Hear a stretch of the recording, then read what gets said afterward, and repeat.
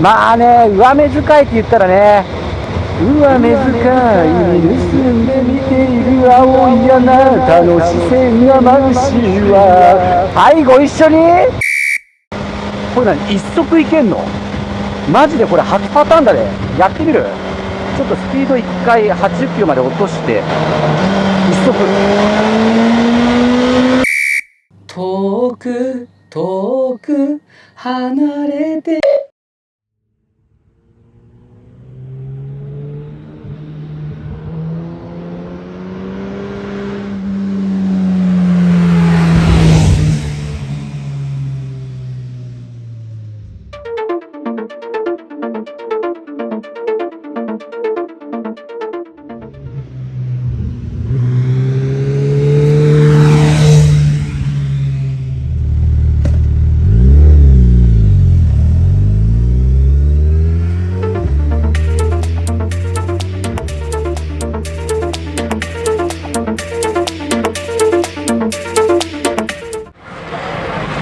はい、ということでお待たせいたしました。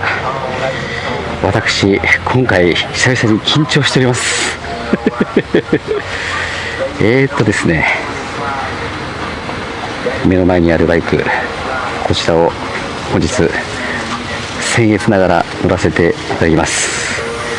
日本最強のツアラーと言ってもいいんではないでしょうか。はやぶさくんでございます。これね、怖くてまだ私スペックをですね見ておりませんはやぶさくんはですね、重量262キロ、シート高800ミリ、そして驚愕のパワーが188馬力。まあ重さもやっぱ重いですよ。そしてパワーの188馬力は私は完全に未知の世界でございます。そしてですね、私このポジションあまり得意ではございません何はともあれエンジンをかけてみましょうか。このね、最初のこのねメーターの動きが見えるか。素晴らしい、かっこいい。これね、わざとねアナログメーターに作ってると思うんですよね。いきます、せーの。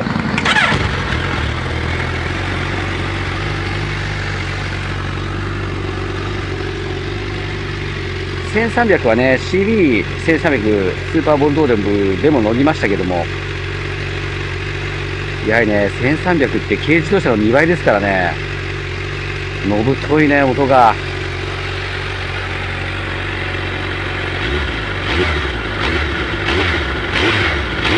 レスポンスがすげえ。レスポンス、ザ・レスポンスです。すげえ。そしてですね、レンタルなんですけど、まあ右も左もよく立ちこけされてらっしゃいますねよし。そしてですね、さっきちょっとだけ触ったんですけど、まだまたがっても何にもしてないです。このねシートふかふかですよ。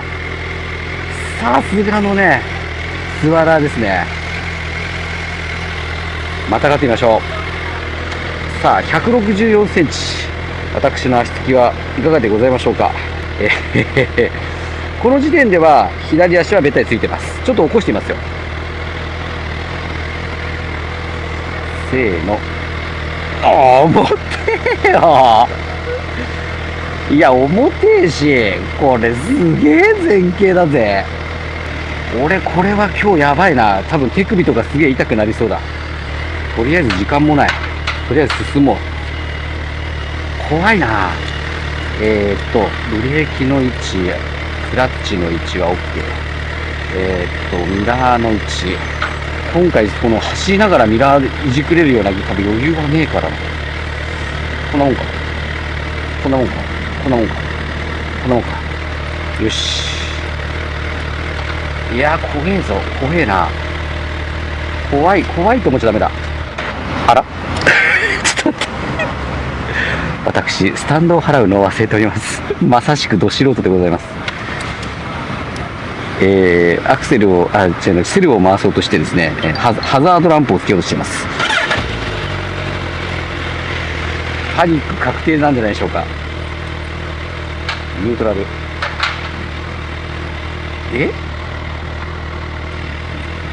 っしゃ、いた。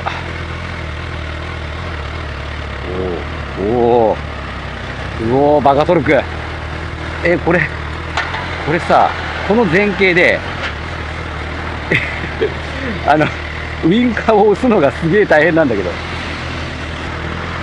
いやー、ちょっと待って、まだ10メーターぐらいしか走ってないけど、確実に前傾がきつい。大丈夫なのか、これ、俺は。でもね、足つきはね、そんなに悪くないかな。そんなに悪くないかな。ダラダラダラダラとしかいけないけど。どうだ。クイックシフター。いいね。いいね。これはね、お尻は多分痛くなることはないでしょうね。この前傾だし。ただこれは多分体はきついだろうな。走り出した感じね、あっけないね。あっけなく走り出したね。足つき怖くない。大丈夫だ。あっけなく走り出したけれど、よいしょ。発進もあっけないね。全然怖くないわ。で、アクセルが割と初期の開け始めがダルに作ってあって、めっちゃ乗りやすい。なんかもっとすごいシビアなバイクかと思ってたけど、全然違うね。して乗ってみたら音が非常に静か。これね、スーパーボールドールとか乗ってみたら分かると思うんですけど、特にホンダのバイクはめっちゃいい音するんだわ、純正から。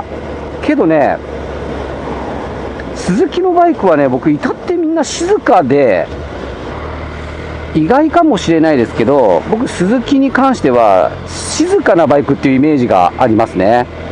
いや、めっちゃジェントルだよ、これ。全然、なんかもうちょっと本当にね、ギクシャクするかと思ったら全くないね、これ。でもうこのスピード、今何キロ ?50 キロぐらいで、私は直線が得意ですっていうそういう意思表示をですね、受けてますね。これはね、1300スーパーボルドールもそういう感じでしたけども、本当になんか、これもうどうやったら倒れるんだろう。軽い。ちょっと待って、一回車線変更していい？あら、軽いわよ、あなた。こんな感じ？いやね、これすごいハイギアードに作ってあるのかなと思ってたけれど、変な話、俺の VFR の方がハイギアードで、一足の発進とかをなんか気を使う感じがある。現在の感じとして、なんかこのバイクが本当にね、世界最速のバイクです的な感じのイメージが全くないですね。さすがにね、ツアラーというカテゴリーのバイクだなという感じはしますね。止まる時もスッとね、これはね、これびっくりだね。俺もっと足つきがすごい悪いバイクだと思ってたわ。もうなんか変な話、かかとからいっちゃおうかなぐらいの感じでつけてしまう僕の身長でも。いやー、発進がジェントル。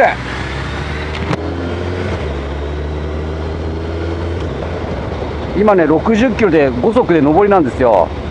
全然走れちゃうのね。すげえな、これ。でも結構風圧はこれスクリーンそうでもねえな。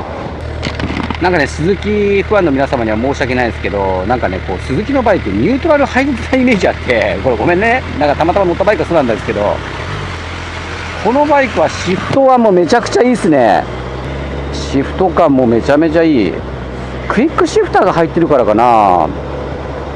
でもクイックシフター入ってても V スト800とからい重たかったけどね、これは全然重たさもないし、このクイックシフターのこの操作性もすごくいいですね。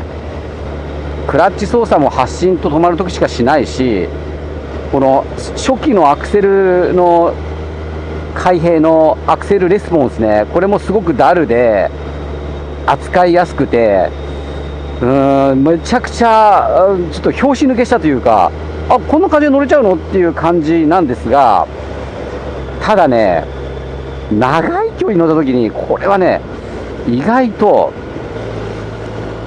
手首もねこういうわけで来そうですけど、首なんだな、首が来そうだな。ちょっと前が開いたから加速してみようかな。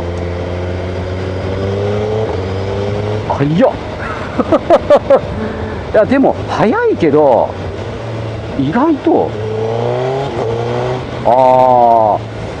なんかね、すごく変な表現なんだけど乱暴じゃないんだな。不思議なバイクだね。こんなバイクで300キロ出るんだねっていう感じぐらいの、拍子抜けするぐらいの乗りやすさと、乱暴が一切ない優しい感じ。ただ唯一このポジションだよね。いやこのバイクすごいさすがだね、これほんとすごいわ。下のトルクがあるんだな。私の VFR800X が 800cc の割にはあまりにも下のトルクが薄いので、薄いっつってもまあね困っちゃうことじゃないんだけどね。だけどやっぱり低速トルクが非常に豊かですね。出ました、低速豊かです。いやなんだこれよくわかんないけど首が痛くなるの確実だわこれ。これなるべく一応ねいろんなバイク乗させてもらってるんで、普段直立のバイク乗ってるから、こういう前傾にグーってなってるバイクちょっと苦手なんだけど、どうしてもね真正面でこう見ようとしちゃうんだよね。なのでちょっとこう上目遣い、要はこう目線を上に持ち上げて、なるべく首を持ち上げないような姿勢でちょっとやってみよう今日は。なるべく自分に負担かけないようにいこう。そしてね今空冷ファン回ってます。すごいねすごいね作るね。これどっから来てる。太もものあたりまで全部出てたねこれで、胸ぐらいまで全部、これ顔まで来てんなこれ。この熱はすごいな。さすがに発熱量だなこれは。すごいぞ。まあ走ってしまえばね熱っていうのはまあしょうがないよね。 VFR800X も熱いしな。うわ空冷ファン再び、これやばいこれ今真夏じゃないけどそれでも暑いよこれは。さすがにねハイパワーエンジンの発熱量ですねこれは。夏はやばそうだな渋滞はまったら。そして初めてのコーナーを曲がります。あっけないねあっけないね。あっけなくスルッと曲がったね。すげえなこれ、バカトルクだな。上り坂を2000回転ぐらいのギアでスルスルっていうか全く何も違和感もなく登っていくね。そんでレッドゾーンが1万1000からって、どういうバイクだよこれ。よし、じゃあここからですねちょっと高速インプレ行くのでまた別動画になりますので、これねちょっとネガな部分じゃないかなってお伝えするのが、このハンドルの遠さから来る首の角度で首が痛くなるんじゃないかっていうところ、それから熱が熱いぞっていうところ、まあそのくらいしかネガを感じないけれど振動もあんま感じないしね。それから意外とね60キロぐらいでも結構このスクリーンの効果はあんま感じないな。そんなわけはないと思うんだけどね。そんなわけはないと思う。多分高速行ったら多分すげえ機能するんだと思うけど、そのくらいのちょっと言ってみたらネガっちゃネガな部分がどうなるかですね。今日ね約300キロまで走んないのかな、200キロちょっとぐらいだと思うんですけど、これから高速乗って奥多摩周道路乗って足継ぎ取り増しチェックしてみたいな感じで帰ってきます。でその走行後にここから一気にワープして、でマサチャンネルの体がどんな感じでねダメージしたのかというのをですねお伝えしたいと思います。それではですね一旦走行後にワープしたいと思います。走行後へワープ。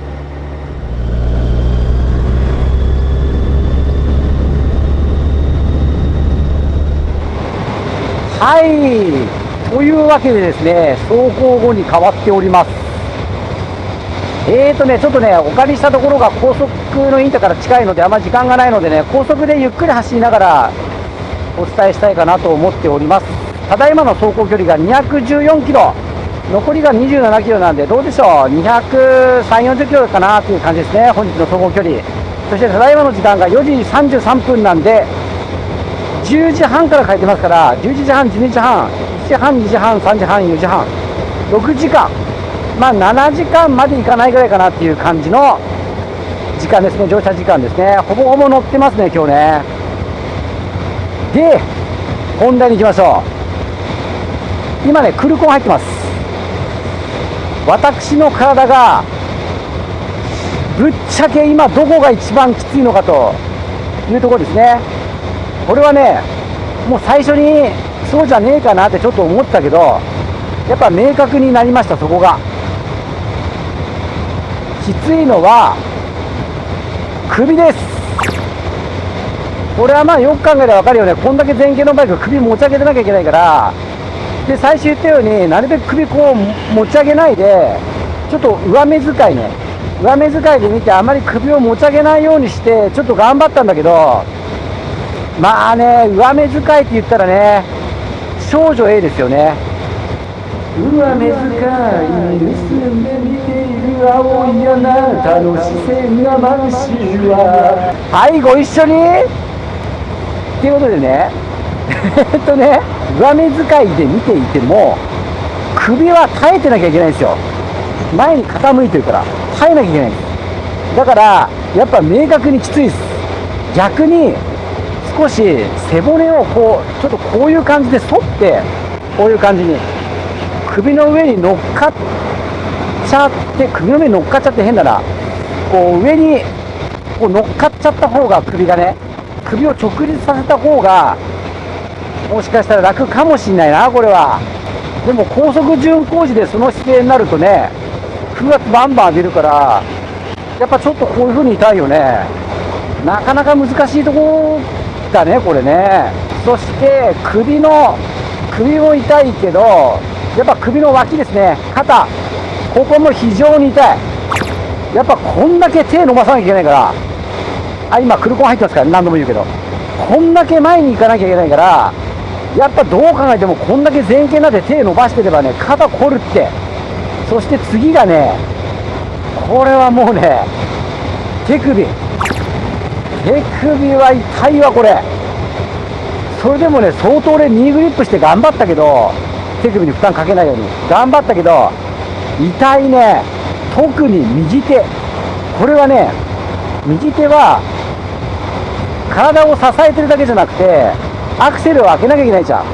だから負担がかかってるのもあるんですけど、これね、やっぱそうだったのかって思ったんですけど、アクセル重いね、これアクセル重てえよ、こいつ。そのね、これね、長い距離乗ったから分かんのよ。その辺シュンシュン走ったら全然重くないよ。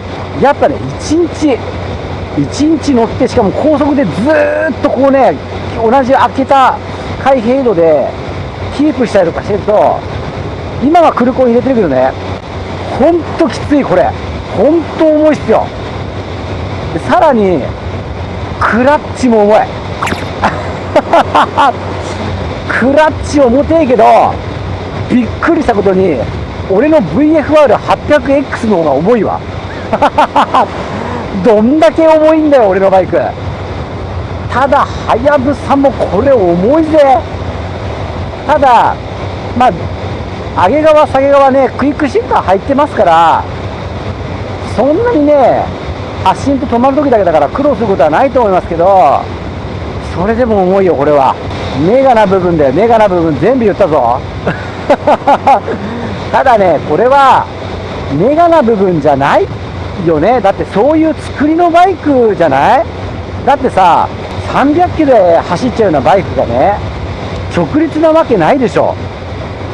この前傾でも足んないぐらいだね。だからこんだけのシールドが結構ね寝てて、風結構来ますよ、これ高速でも。顔面にはね結構こう中入んないと避けられないです、風圧的には。だけどさ、ウィンドプロテクションを考えてるようなさシールドじゃないじゃんこれ。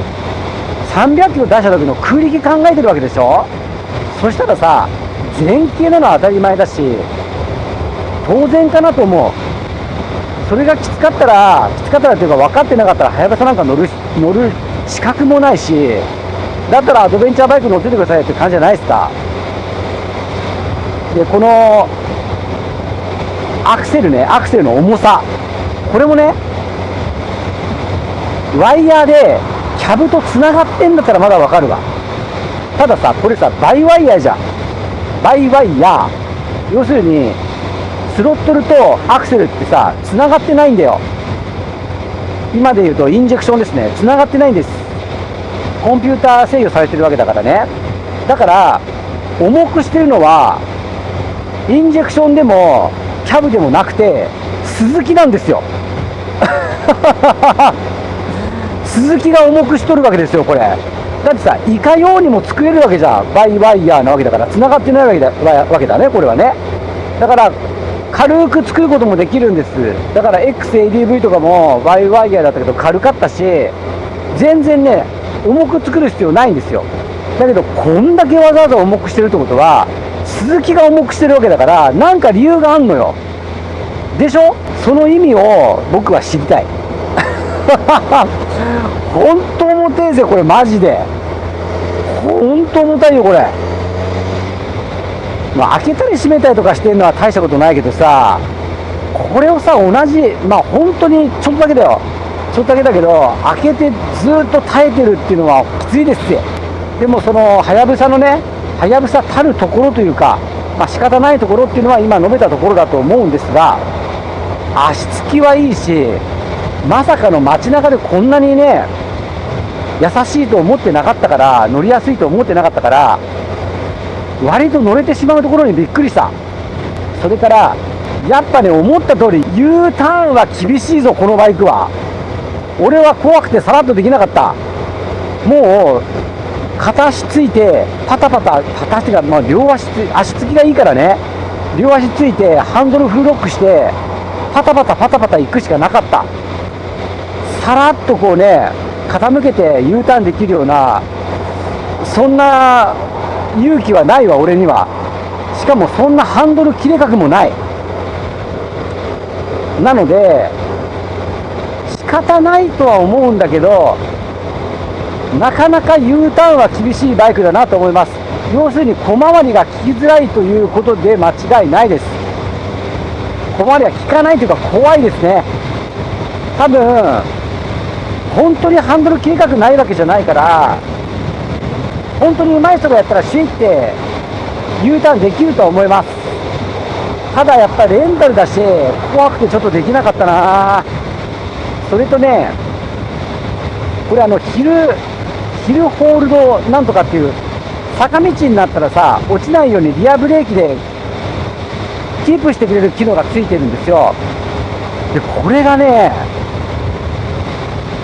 入っちゃうとなかなかね怖かった。なんかね発進するときになんか引っかかる感じがして、例えば少しスルスルって動き始めたらそれが切れるわけですよ。切れるんだけどタンクラつないで進んでいくときには切れてないわけじゃないですか。だからスタートの時にめちゃくちゃ重いわけよ。だからエンストしそうになったりとかしたんだよね。だから意外と怖いなと思ったりとかしたんですけど、これはオーナーさんじゃないと分かんないかな。まあでもそんなネガな部分がありつつもね、やっぱりこんだけのすごいバイクですよね。それを所有してるだけの所有感、嬉しさ、これはめちゃめちゃありますね。俺なんか乗っててなんだろうな、この嬉しい感じっていうか優越感な感じっていうか、それはね未だに感じてる。今日7時間6時間乗ってても、いやこれ何君たち俺のバイクの方が速いよみたいなそういうこう優越感、それがすごいんだろうなこのバイクは。あとは燃費報告をしてね、終わりにしたいと思うんですけれども、まあね、とにかくもう首がね取れそうです。痛くてもう痛いわこれ、首慣れてないけどね、こういうバイク慣れてないってのもあるけど、これ長い距離行ける子はほんとすごいな。白いはやぶさ乗ってる女の子、あの子すごいわ。合ってるんだろうね、この姿勢がね。それが背骨をこうやって反ってこう直立に首をストンとこう乗っけてるんだろうね。こう首を下に向けないで首をストンとこう乗っけてんだと思うんだよね。そうじゃないとこう長い距離首をずっとね、首をっていうか熱湯だからね、熱湯を支えてるってことだからね。限界値だ、限界値。それとね、高速道路もね、インプレを見ていただけると分かるんですけれど、このスズキのエンジン V ストロもそうだったんですけど、極めて静かです。だから高速もそうだし、エンジン音が聞こえてくるってことがすごく耳障りに聞こえてくるってことはほとんどないです。逆にホンダみたいにサウンドチューンしてて乗ってる人にすごく心地いい音を届けるっていうね、そういうこともあるんでしょうけど、この鈴木さんに関してはあまりそういうことを考えてなくて、多分快適性をとってるんだと思うんだよね。だからさっきさ、今100キロなんですけど、これ4速まで落として4000回転ファーンっていう感じ全然ないのよ。3速でさ、今4800回転だけど、これでもやっとエンジン音が聞こえてくるって感じなんだよね。っていうことを考えると、エンジンがうるさくてね、もうなんか疲れちゃうとかってこともほぼほぼないですね。そしてね、お尻なんですけど、こんだけ前傾だから、僕直立のバイクが多いので、明確に痛くなるところが違うのよ。普通さ、お尻の一番立って出っ張ってるところがさ痛くなるじゃない。あと姿勢が悪い人は尾てい骨とか痛くなるけど、このねやっぱ前傾で痛くなるお尻っていうかね、なんていうんだろうね、これね、お尻っていうかたまたまだよね痛くなるのこれたまたまだよね。もうでかい声で言ったけどさ、その男の子しか分かんないけど、たまたまのその裏側が痛いんだわこれは。だからそこが耐えられればお尻が痛くなることはない。ただたまたまがねしびれてるように痛いんだわ。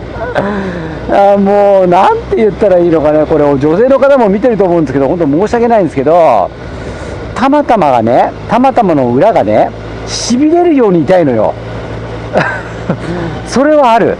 ただこのふっかふかのシートでだいぶ助かってるだろうね。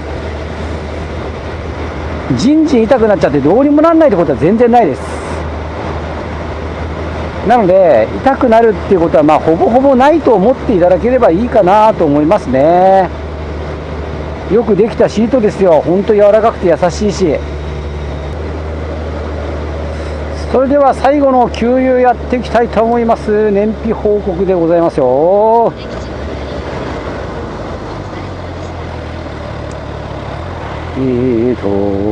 どっかいいとこいい場所がないですか。はい、こちら。いや、反対側になっちゃうんだよな、どうしてもな。廃屋なんですよね。これオーソドックスなやつ、ポコッといくやつね。オッケー。では、廃屋入れたいと思ったら逆なんだよな。やりづれんだよな、これどうしても。よいしょ。せーの、よいしょ。これはコチンと当たるタイプだ。はい、満タンでーす。このまま。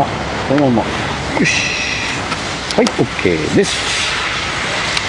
では、燃費は、本日ここまでが 247.3 キロ。割ることの給油量が 14.32。燃費 17.26 でした。 1300cc の180馬力以上のバイク。まあでもそう考えたら17キロ走ったらいい方なんじゃないかなと思ってとかしますけどね。はい、これでね、はやぶさのレビューは全て終了になります。概要欄にね、4本、足つき取り回し、ポジションチェック、それからワインディング、高速道路、そしてこのですね、ファーストタッチ総評燃費報告っていう動画に4本構成になってます。そしてですね、ここからが大事です。マサチャンネルはですね、あれマサチャンネルはこの動画だけではございません。たくさん皆様のためになるバイクじゃねえ、ためになる動画ですね、アップしております。この後流れるチャンネル紹介動画をご覧になられて、マサチャンネルですね、助けると思ってチャンネル登録をお願いします。